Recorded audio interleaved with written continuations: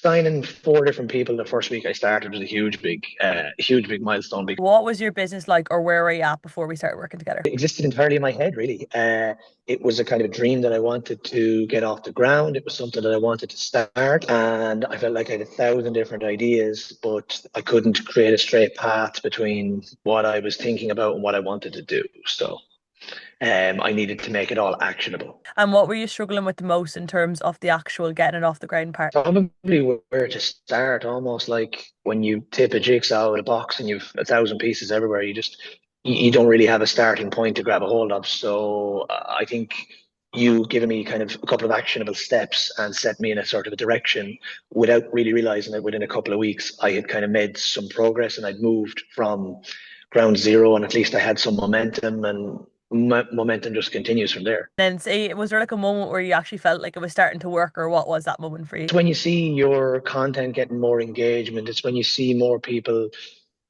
taking you more seriously, or acknowledging your voice in the space that you're in, and kind of and coming to you. A lot of people coming to you is a new one, definitely. Like is always the case when you look back, it's always it compounds so much the 1% efforts you put in every day. They say you underestimate what you can do in a year, is it? But you overestimate what you can do in the other way around, isn't it? Sorry, you overestimate what you can do in a year, underestimate what you can do in that longer period. So yeah, it's definitely compounding. Sorry to say, I'm always shaking my head within some of the group calls when people say, "Oh, I was going to post, but then I didn't," and then maybe I'll wait till next week, and I say, "You're just going to have to do it. There is no magic pill that's going to make that happen other than just doing the bloody thing." Oh, And just accepting that it's going to be whatever it is. And I always think that what you're trying to produce is the best that you have right now. And when I look back at some of the videos I made at the start, or some of the content I produced, or even some of the ideas I had, they were the best ideas I had at that time. But they would be in the bottom 10% of ideas I'd have now. They just, and that's just an evolution from your stuff, from just a pathway, from all that kind of stuff. It's just an evolution of time. 100%, 100%. And can you share like any tangible results that you or milestones you hit in terms of clients or in terms of revenue? I've always kind of gauged it on how many people I can get to. Um, every milestone was a milestone to me. Crossing five people was a big deal to me. Crossing 10 people was a big deal to me. Signing, because I kind of thought it was gonna. I kind of thought it was going to be a zero. Like I thought, no one's ever going to go with this. So to get kind of four people interested from like day one was a huge deal, and to get started. And and then my coaching has evolved over time, and I think now it's better than it ever was, because I have a better understanding, a better comprehension of it. So, yeah, revenue wise, it's been really consistent. It's been a kind of I like the fact that it's been a steady incline all the way through as well. The fact that it's kind of steadily kind of grown and grown and grown. Amazing. And what is the win would you say you're most proud of? It sounds silly, but like I'm most proud of just starting, because I think one of the first things I said to you is I'm not up to speed with social media. Now people constantly say to me, "Oh, well, you're the social media guy. Like you're the guy that knows all this." So every time I'm at a race, people say, "Oh, you're the guy that does all the social media. I don't know how you do it."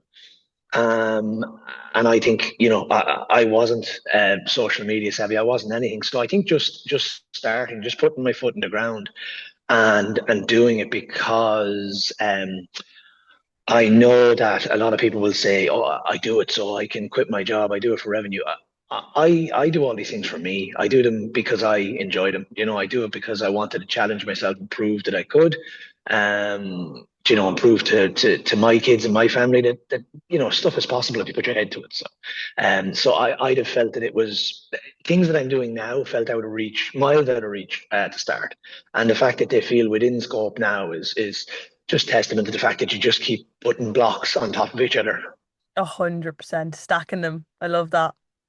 And what would you say it's like working Mhm. with me as a coach? It's underwhelmingly progressive, because it doesn't feel like it's never felt like you've made a massive, like, 180-degree shift in whatever I'm trying to do. It feels like you just do these very, very subtle things.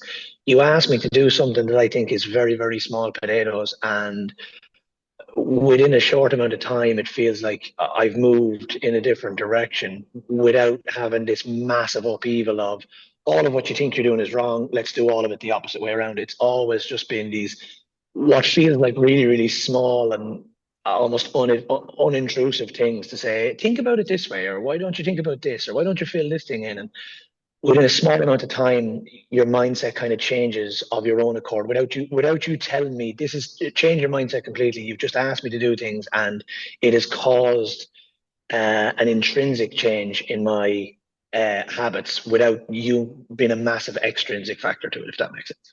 100%. Thank you. I love that. Appreciate that. And next one is who would you recommend this coaching to as a whole? To anybody that wants to move something forward, if you want to move something forward and build something, if you want to build it, I mean, the 101 at the minute is to build something through social media, to use a platform like that, to use to create a voice, to create a presence on it. Your knowledge and all that stuff has been second to none because you have very, very clear alignment with how all those things work, how all those things kind of can be successful, very clear blueprint. So anybody that wants to build a kind of a business and make it a successful thing for themselves, and I think the sky's the limit within the framework of what you kind of put together. And last question is what would you say to someone on the fence about joining that's kind of like 50-50 or scared to make the leap or make the commitment? We're always 50-50 or a little bit scared. I think the biggest reason why anybody's on the fence or scared is they're afraid to back themselves because once you back yourself, you have to push all your chips into the middle of the table, whether that's through making a financial investment, a time investment, or all of the investments. And maybe there's a hesitation that once you back yourself, you really have to go for it. You have to commit to it. You can't flake out a week later and say, maybe I won't. You put yourself on that pedestal, and I think that's where people maybe get a little bit scared that they're just afraid to fully back themselves and put their trust in what they're able to do. But I think you'll only know what you're able to do when you go all in. So you have to.